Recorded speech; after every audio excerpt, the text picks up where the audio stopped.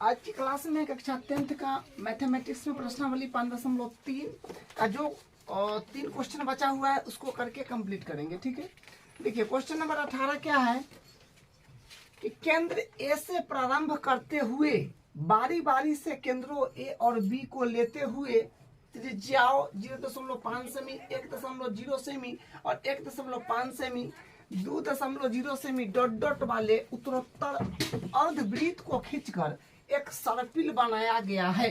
जैसा कि आकृति देखिए, ये सर्पिल है, यही आकृति है में दर्शाया गया है। ये 13 क्रमागत अर्धवृत्तों से बने हुए सर्पिल की कुल लंबाई क्या है। मतलब इस प्रकार से ये खींचा गया है और ये कुल 13 बार खींचा गया है। ठीक है, तो अपने को उस 13 जे वो अर्धवृत्त बनेगा उसकी लंबाई क्या होगा वो बताना है। ठीक है, तो देखिए इसमें इंफॉर्मेशन दिया है कि त्रिज्या जैसे यहाँ से यहाँ तक आएगा तो इसे इस प्रकार से ये सर्पिल खींचा गया है। ठीक है, ये सर्पिल जो है ये इस प्रकार से खींचा गया है, ये इस प्रकार से खींचा गया है।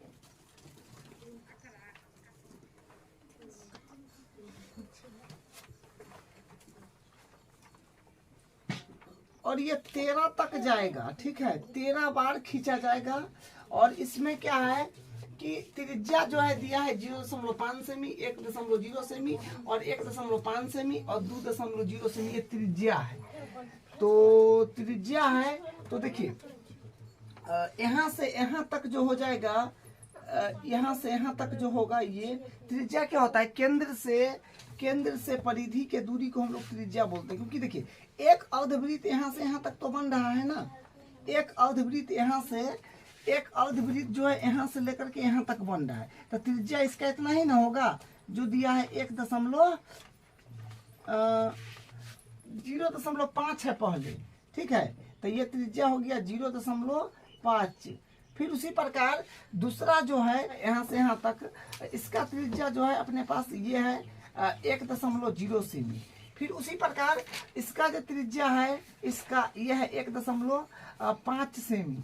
मतलब इसी प्रकार से बढ़ते बढ़ते फिर 2 हो जाएगा, फिर 2.5 होगा, फिर 3 हो जाएगा, फिर 3.5 हो जाएगा। ये बढ़ते जाएगा, 0.5 बढ़ोतरी होते जाएगा, 0.5 बढ़ते चला जाएगा। ठीक है, या और ये जाएगा, ये सर्पिल जो है अर्धवृत्त 13 तक जाएगा। ठीक है, और त्रिज्या बोला था 0.5, 1.0, 1.5, 2.0। तो उसी तरह से हम सबका त्रिज्या यहाँ पर नोट किए हैं। ठीक है, तो यहाँ पर देखिए कि ये एक अर्धवृत्त है, ये अर्धवृत्त है। ठीक है, ये अर्धवृत्त है, तो अर्धवृत्त का ये अर्धवृत्त है अपने पास में, तो ये अर्धवृत्त का ये यहाँ से यहाँ तक की जो लंबाई है उसको क्या बोलते हैं, परिधि बोलते हैं। तो ये अर्धवृत्त है, तो अर्धवृत्त का परिधि क्या होता है, अर्धवृत्त का परिधि, क्योंकि लंबाई जो होगा वृत्त का वो परिधि में काउंट होता है। ठीक है, परिधि, तो परिधि जो होगा ये होता है, वृत्त का परिधि होता है 2πr, 2πr। और आधा मतलब अर्धवृत्त के चाहिए तो 2 से भाग कर दीजिए, तो यानी आ जाएगा πr आ जाएगा। तो ये अर्धवृत्त का परिधि होगा। तो ये अर्धवृत्त का परिधि जो है 13 क्रमागत अर्धवृत्त से बना हुआ है। तो 13 क्रमागत अर्धवृत्त से बना हुआ है, तो 13 का परिधि πr, क्योंकि 13 तो अर्धवृत्त है तो πr होगा। और r के मान चेंज होगा क्योंकि सबका r के मान अलग अलग है त्रिज्या का। तो उसका सर्पिल की कुल लंबाई बताना है, मतलब 13 अर्धवृत्त के सर्पिल की कुल लंबाई बताना है। तो यहाँ पर हम लोग मान लेंगे कि माना सबका त्रिज्या अलग अलग है। ठीक है, यहाँ पर हम मान लेंगे कि माना 13 अर्धवृत्त की त्रिज्या क्या हो जाएगा, पहले वाले के लिए अलग है, दूसरे के लिए अलग है, तीसरे के लिए अलग है। तो इसको मान लेते हैं R1, इसको मान लेते हैं R2, इसको मान लेते हैं R3। इसे करते करते आ जाएगा अपने पास R13 तक। तो अब यहाँ से लिखेंगे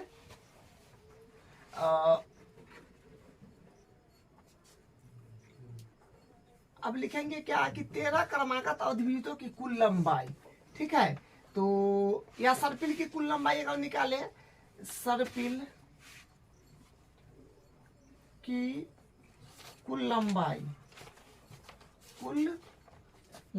तो क्या हो जाएगा, सर्पिल की कुल लंबाई जो हो जाएगा ये हो जाएगा। देखिए सर्पिल की कुल लंबाई जो होगा, सर्पिल तो अपने पास अर्धवृत्त है, सर्पिल जो है ये तो अर्धवृत्त है, तो क्या होगा, सर्पिल की लंबाई जो हो जाएगा ये हो जाएगा अपने पास R1 प्लस, क्योंकि त्रिज्या बदल रहा है, सर्पिल की लंबाई मतलब अर्धवृत्त की परिधि, और ये परिधि कै बार, 13 बार, तो अर्धवृत्त की परिधि होता है पाई आर, तो त्रिज्या अलग अलग है, सिर्फ बात तो सब वही है, तो पाई R1 पाई R2 प्लस पाई R3, ये डॉट डॉट डॉट डॉट जाएगा पाई R13 तक, ठीक है। तो यहाँ से फिर क्या होगा, देखिए इसमें पाई आप कॉमन ले सकते हैं आराम से, क्योंकि सब में पाई पाई आ रहा है, तो कॉमन ले लीजिएगा तो अच्छा रहेगा, क्योंकि कॉमन लेकर के बनाने में कैलकुलेशन थोड़ा कमता है।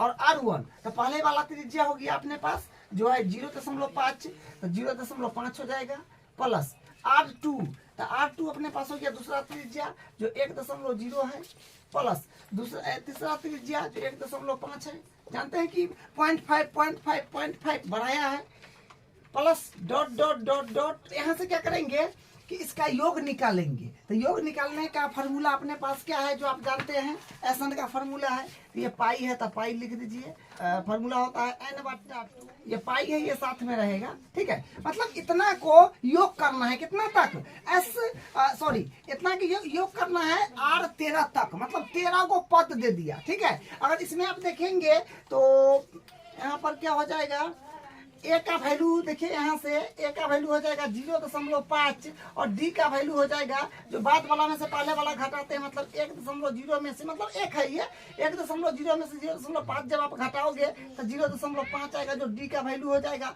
और एन का वैल्यू यहाँ से है, क्योंकि त्रिज्या जो है 13, मतलब 13 क्रमागत अर्धवृत्त है, यानी 13 पद तक है, तो एन का वैल्यू यहाँ पर हो जाएगा, एन का वैल्यू यहाँ पर लिखेगा 13, ठीक है। अब यहाँ से इसमें वैल्यूज को जमाइए, अब यहाँ पर करते हैं, तो ये पाई है तो इसको अभी एडिटीज लिखिए, गुने और एन का मान जो हो गया अपने पास में 13/2, और यहाँ से 2 और ए का वैल्यू 0.5, एन का वैल्यू 13, एन का वैल्यू हो जाएगा 13 -1 और डी का वैल्यू जो है ये हो जाएगा 0.5, ठीक है। अब यहाँ से क्या होगा, अब देखिए पाई के मान यहाँ से अगर आप रखेंगे तो 22/7 हो जाएगा, गुने और 13/2, और उसके बाद फिर इसमें जब आप गुना करेंगे 0.5 में 2 से तो 1 आएगा, और उसके बाद सॉरी यहाँ पर प्लस है तो प्लस दे दीजिएगा, ये सब बात को ध्यान रखना है, ये प्लस है तो प्लस रहेगा, ठीक है। 13 में से घटाएंगे तो आ जाएगा 12, ठीक है। देखिए क्या हुआ कि 0.5 में 2 से गुना करिएगा 1 आ जाएगा, प्लस है तो प्लस, और 13 में से 1 घटाइएगा तो हो जाएगा अपने पास में 12, और 12 में 0.5 से गुना कराइए लीजिए तो 6 हो जाएगा, ठीक है। यहाँ से हो जाएगा 6। अब यहाँ से क्या बनेगा, यहाँ से बनेगा ई से ई काट लीजिए तो हो जाएगा 11 दूनी 22 हो जाएगा, तो यहाँ से बनेगा 11/7 गुणे ये हो जाएगा 6 1 7 6 1 7 और 13 6 78, 6 1 7 और 13 5 13 6 78, 13 7 91 ना हो जाएगा, 13 7 91 हो जाएगा, ठीक है। देखिए 6 और 1 7 हो जाएगा, ये मल्टीप्लाई में है, तो 13 में 7 से फिर आप गुना करेंगे तो 13 7 91, 7 से ही कटेगा, ये कट जाएगा 13 मारते, ठीक है। 13 में फिर 11 से आप गुना करेंगे, 13 में 11 से तो आएगा 3 1 3 1 3 4 1 143 आ रहा है, 143 सबसे सेमी में है तो सेमी हो जाएगा, ठीक है। तो यही है इसका आंसर, बोला है 13 क्रमागत अवधिवृत्तों से बने इस सर्पिल की कुल लंबाई क्या होगा, तो ये हो जाएगा 143 सेंटीमीटर, ठीक है। तो यहाँ पर लिख दीजिए कि अतः 13 क्रमागत अवधिवृत्तों से बने सर्पिल की कुल लंबाई 143 सेमी है। तो यहाँ पर लिख दिया कि 13 क्रमागत अवधिवृत्तों से बने सर्पिल की कुल लंबाई 143 सेमी है, ठीक है। तो यही इसका आंसर हो गया। अब इसका अगला क्वेश्चन करते हैं। अब इसका अगला क्वेश्चन है 19 नंबर। देखिए क्या कहता है, 200 लट्ठों को ढेरी के रूप में इस प्रकार रखा जाता है, सबसे नीचे वाली पंक्ति में 20 लट्ठे, उससे अगली पंक्ति में 19 लट्ठे, उससे अगली पंक्ति में 18 लट्ठे इत्यादि। मतलब देखिए ये आकृति हुआ। लठ का मतलब जानते हैं, ये गोल गोल लकड़ी का टुकड़ा काट करके ये रख ले है, जो गोला गोला लकड़ी है उसका जो है टुकड़ा काट काट के रख ले है। और बोल रहा है कि पहले वाला में हो जाएगा 20 गो, उसके बाद 18 गो, सॉरी 19, 20 गो, तब 18 गो, तब 19 गो, यानी जो नीचे सबसे नीचे होगा उसमें 20 गो होगा, उसके ऊपर फिर 19 गो होगा, उसके ऊपर फिर 18 गो होगा, फिर उसके ऊपर 17 गो होगा, 16 गो होगा, 15, 14, 13। तो सबसे ऊपरी संख्या में कितना लॉट होगा वो आपको बताना है। ठीक है, तो वही है इत्यादि। देखिए आकृति जो आप देखें, ये 200 लट्ठे कितनी पंक्ति में रखे गए हैं। मतलब ये 20, 19, 18, 17, 16, 15 करके करके करके करके 200 लॉट है। ये कितना पंक्ति में रखा गया होगा, ये पंक्ति बताना है। ये 1 नंबर पंक्ति, पहला पंक्ति, दूसरा, तीसरा, चौथा, पांचवा, छठा, कै गो पंक्ति में 200 लठ अट गया होगा, ये बताना है। रखे गए हैं तथा सबसे ऊपरी पंक्ति में कितनी लॉट है ये भी बताना है आपको, कि सबसे ऊपरी पंक्ति में कितनी लॉट है। तो करते हैं शुरू और आपको बेहतर समझ में आएगा। देखिए बहुत आसान क्वेश्चन है, यहां से हम इसको हल शुरू करेंगे।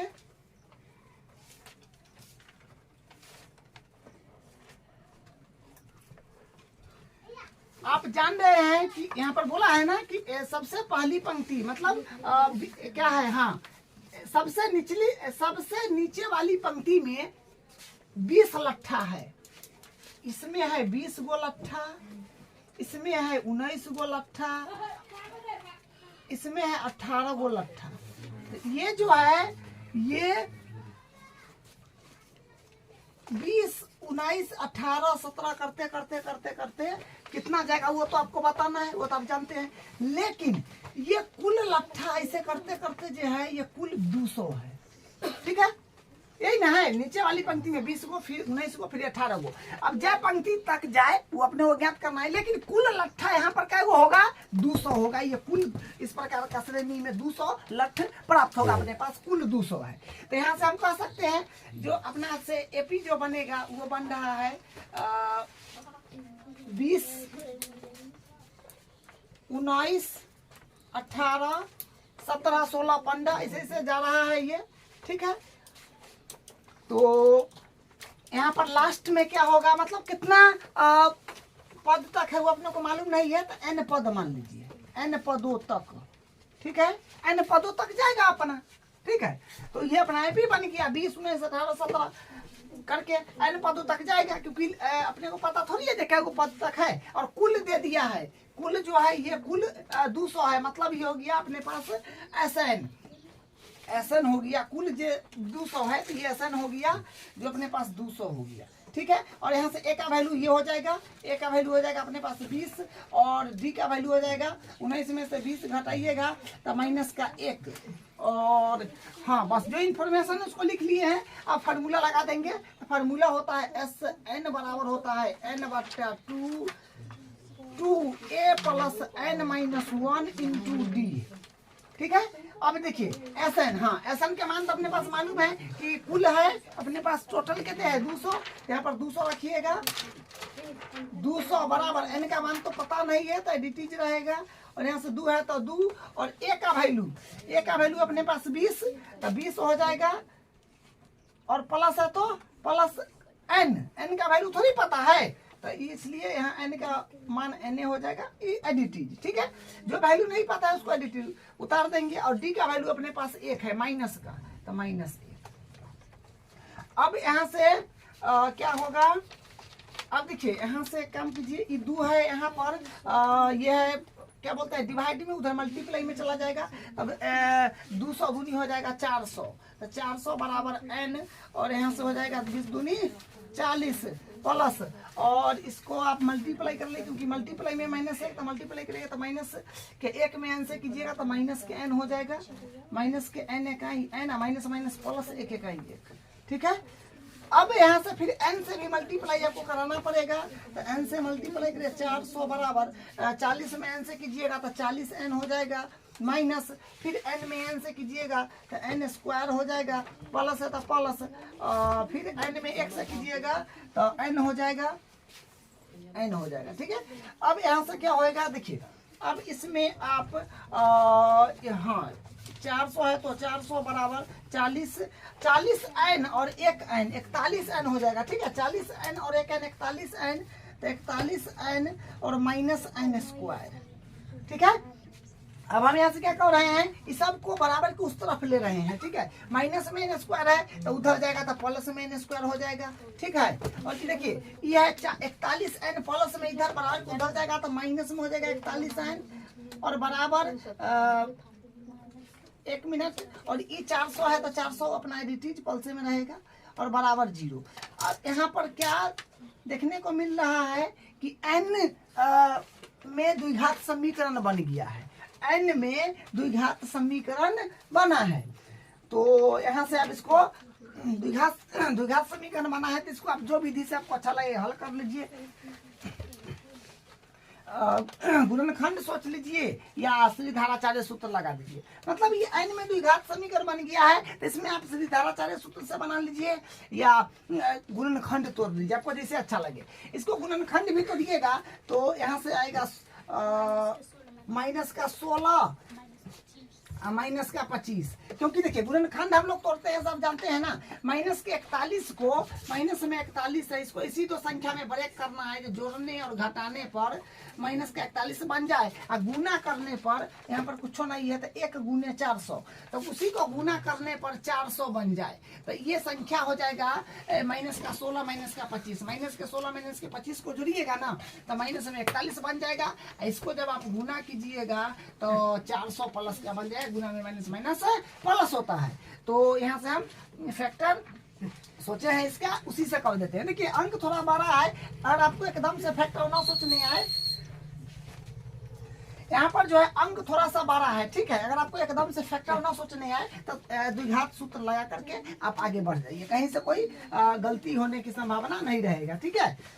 तो हाँ तो इसको कर लीजिए तो n स्क्वायर हाँ तो 41 को हम लोग ब्रेक किए हैं किसमें, माइनस का 16 माइनस के 25 में, तो देगा माइनस का 16x माइनस का 25x और प्लस 400 बराबर 0। इसमें से कुछ कॉमन ले लीजिएगा, इसमें से कुछ कॉमन लीजिएगा, यहाँ पर x कॉमन आएगा तो हो जाएगा x माइनस 16 और यहाँ पर माइनस है तो माइनस, और यहाँ से 25 कॉमन आ जाएगा तो हो जाएगा x आई प्लस माइनस माइनस आई हो जाएगा 16, ठीक है, बराबर 0। और देखिए यहाँ और यहाँ बराबर आ गया यानी ठीक ठाक है। तो ये दोनों को एगो लिख लीजिएगा, x माइनस 16 को एक बार लिखिएगा और फिर क्या ये दोनों बराबर है तो एगो लिखे ना, ये और ये बराबर है एगो। अब यहाँ पर क्या है x माइनस 25 वो अब लिख लीजिए ये और ये बराबर 0। एक बार इसको 0 के बराबर कर लीजिए, एक बार इसको 0 के बराबर कर लीजिए, जा सॉरी 25। तो इसको एक बार 0 के बराबर एक बार इसको 0 के बराबर कीजिए तो n का वैल्यू यहाँ से देखिए क्या मिलता है, ये 0 के बराबर, फिर यहाँ से x माइनस 25 बराबर 0। तो यहाँ से x सॉरी n है ना, n बराबर 16 आएगा और फिर यहाँ से n बराबर 25 आएगा। दो n का वैल्यू आया है, यहाँ से n का वैल्यू 16 और 25 आ गया है। अब देखिए दोनों में से कौन वैलिड है ये अपने को बताना है। तो n का वैल्यू तो 16 और 25 आया है तो दोनों में से कोई एगो होगा। अब कौन होगा से देखिए क्या बोला है कि कितनी पंक्ति में रखे गए हैं तथा सबसे ऊपरी पंक्ति में कितने लॉट है। तो सबसे ऊपरी पंक्ति में कितना लॉट है ये आपको बताना है, मतलब प्रथम पद बताना है आपको। तो प्रथम पद बताना है तो यहाँ से आप एक काम कर सकते हैं, क्या है n का वैल्यू यहाँ पर जो है 16 है, तो n का वैल्यू 16 है तो आप an का फॉर्मूला लगा सकते हैं आराम से। तो क्या होगा a plus n minus 1 into D, चाहे आप इसको डायरेक्ट कर लीजिए a 16 तो a प्लस 15d, ठीक है। तो a n का वैल्यू 16 तो 16 बराबर a का वैल्यू सर बताना है। n का वैल्यू 16 -1, d का वैल्यू -1 तो -1।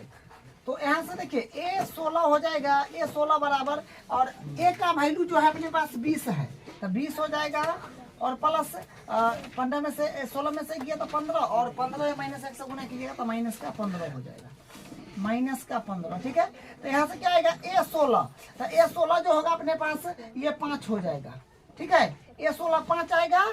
तो अगर देखिए n का वैल्यू 16 है, अगर ये 16वां लाइन है, 16 को लाइन में आता है ये लठ, तो 16वां पंक्ति में 5 गो लट्ठा होगा सबसे ऊपरी पंक्ति में। अब ये चेक करते हैं कि अगर 25 गो होगा तो फिर क्या सिचुएशन बनता है। तो फिर यहाँ से n का वैल्यू 25 है तो हो जाएगा an का फॉर्मूला लगे n बराबर होता है a plus n minus 1 into D. तो n के वैल्यू है अपने पास 25, तो 25 है, और a का वैल्यू वहां से देखिए 20 है, तो 20 प्लस n का वैल्यू 25, तो 25 -1 इंटू डी का वैल्यू माइनस का 1 है। ठीक है, अब देखिए a 25 बराबर 20 और प्लस माइनस है, माइनस 24 आएगा, 25 में किया 24 है, माइनस के 1 से गुना कीजिएगा तो माइनस का 1 होगा। ठीक है, तो a 25 आ जाएगा प्लस का सॉरी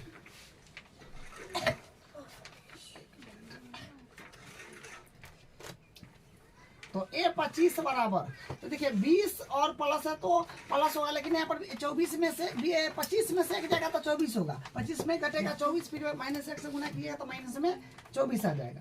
यहाँ से a 25 के माना जाएगा -4। देखिए यहाँ पर ये जो है ये नॉट पॉसिबल हो जाएगा,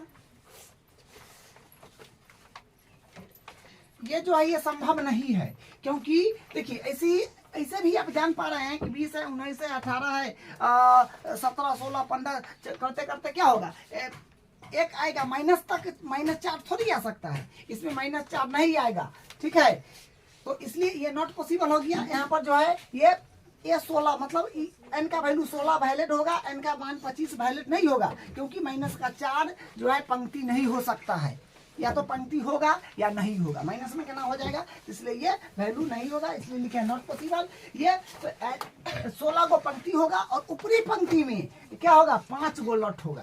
सबसे ऊपरी पंक्ति में कितने लॉट है, तो ये हो जाएगा 5, लिख दीजिए। अतः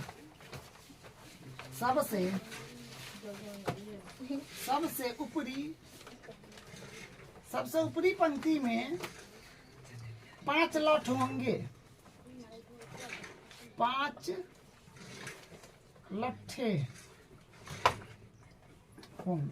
ठीक है, तो यहाँ लिखते हैं कि सबसे ऊपरी पंक्ति में 5 लट्ठे होंगे, ये इसका आंसर है। इसका अगला क्वेश्चन, अब क्वेश्चन नंबर 20 है जो लास्ट क्वेश्चन है। देखिए क्या कहता है, एक आलू दौड़ यानी पोटैटो रेस में प्रारंभिक स्थान पर एक बाल्टी रखी गई है, यानी ये जो है ये बाल्टी है आपका प्रारंभिक स्थान पर, जो पहली आलू से 5 मीटर की दूरी पर है। ये बाल्टी जो है ना, यहाँ पर कोई आलू है, ठीक है, यहाँ पर जो है ये आलू है, और ये आलू से ये 5 मीटर के दूर पर है। ठीक है, ये आलू से 5 मीटर के दूर पर है ये बाल्टी, वही बोला है कि 5 मीटर की दूरी पर है, तथा अन्य आलू से एक सीधी रेखा में परस्पर 3 मीटर की दूरी पर है। मतलब अन्य जितना आलू है, 10 गो आलू है, समझे, यहाँ तक आगे बोला है, ये देख ना 10 गो आलू है, और पहले से तो 5 मीटर के दूरी पर है, उसके बाद सब 3-3 मीटर के दूरी पर है एक दूसरे से। इससे ही 3 मीटर आगे है, इससे ही 3 मीटर आगे है, इससे ही 3 मीटर आगे है, इस प्रकार से 10 गो आलू है 3-3 मीटर दूर पर, वही है परस्पर 3 मीटर की दूरी पर रखा गया है। इस रेखा पर 10 आलू है, कुल आलू का गो है 10 गो।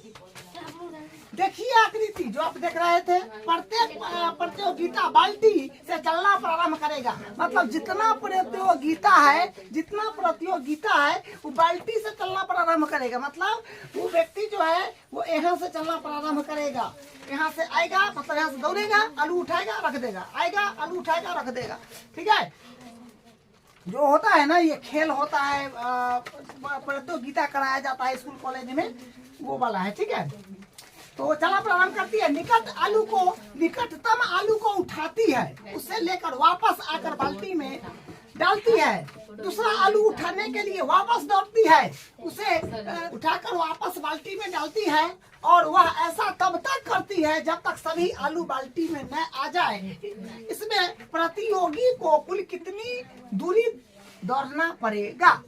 देखिए एक बार और फिर से समझाते हैं सिचुएशन क्या है। देखिए एक प्रतियोगिता है, ठीक है, उसमें आलू दौड़ है, पोटैटो रेस है। क्या है? पोटैटो रेस है, यानी आलू दौड़ है।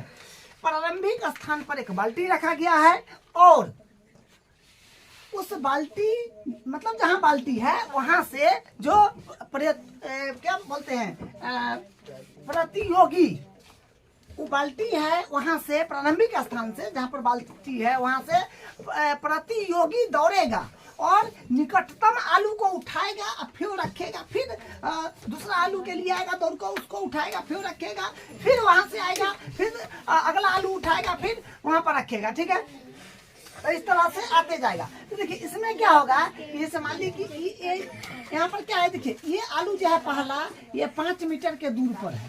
ठीक है, यहाँ से ये आलू 5 मीटर के दूर पर है, तो ये यहाँ से आएगा, तो ये जो है यहाँ से आएगा दौड़ के, ये आलू को उठाएगा। तो मतलब एक बार आया 5 मीटर दौड़ के तो आलू उठाएगा, तो फिर 5 मीटर दौड़ के जाएगा रखने भी, तो क्या हो जाएगा 10 मीटर हो गया ना पहला यहाँ से आने जाने में।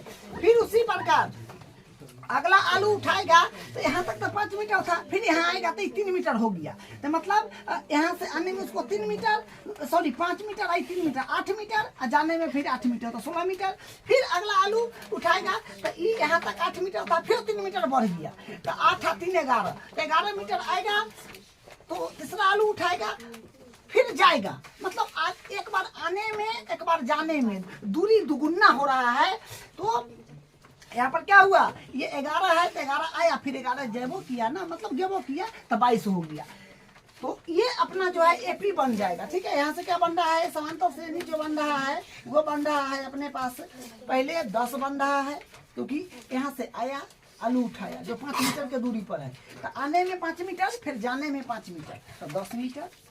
ठीक है, फिर यहाँ से उसके बाद प्रत्येक आलू 3-3 मीटर के दूर पर है, तो ये 3 मीटर यानी यहाँ से 5 मीटर और फिर 3 मीटर, तो 5 3 8, 8 आया 8 गया तो 16। फिर उसी प्रकार यहाँ तक 8 हुआ, फिर 3 आगे 3-3 मीटर के दूरी पर आगे बढ़ाया गया है, तो यहाँ तक 8 हुआ, फिर 8 3 11, तो 11 आया दौड़ के आया आलू लिया फिर गया, तो यहाँ पर क्या हो गया 11 आने में 11 जाने में, तो 22। इसी प्रकार से ये चलते चलते चलते चलते आलू 10 को रखा गया है इस पंक्ति में, तो 10 बेर आएगा 10 बेर जाएगा, यानी आलू 10 को है तो 10 पद कहिए, 10 पदों तक ये काम करेगा। अब यहाँ से हम क्या कह सकते हैं, ए का वैल्यू क्या हो जाएगा, ए का वैल्यू हो जाएगा अपने पास 10 प्रथम पद, और डी का वैल्यू हो जाएगा 16 में से 10 घटाइएगा तो 6, और एन का वैल्यू जो है अपने पास है 10। ठीक है, अब यहाँ से आप क्या कीजिए, एसएन का फॉर्मूला लगा दीजिए, इसका योग बताना है कि कुल कितना दूर दौड़ा, योग बताना है। एसएन का फॉर्मूला लगा दीजिए, एसएन का फॉर्मूला होता है अपने पास n/2 2a + n-1 × d। देखिए यहाँ से फिर S 10 बराबर 10/2n का वैल्यू 10 है, 2a का वैल्यू जो है अपने पास 10 है, बस सिंपल यहाँ पर हम मान बैठा रहे हैं। ठीक है, 10 - 1 n का वैल्यू 10 - 1 d का वैल्यू जो है ये 6 है। तो ये आ गया। अब देखिए अब इसको करेंगे S 10 बराबर, तो ये तो 2 5 10 कटा तो ये 5 हो गया, और ये 10 दूनी 20 हो जाएगा, प्लस 10 में से गया 9, 9 6 54 हो जाएगा। अब यहाँ से फिर इसको S 10 बराबर करिएगा तो 5 × आई हो जाएगा 74। अब इसको मल्टीप्लाई करिए तो आ जाएगा 5 × 20 के 0 यहाँ से यानी 370। ठीक है, 370 जो है पड़ेगी।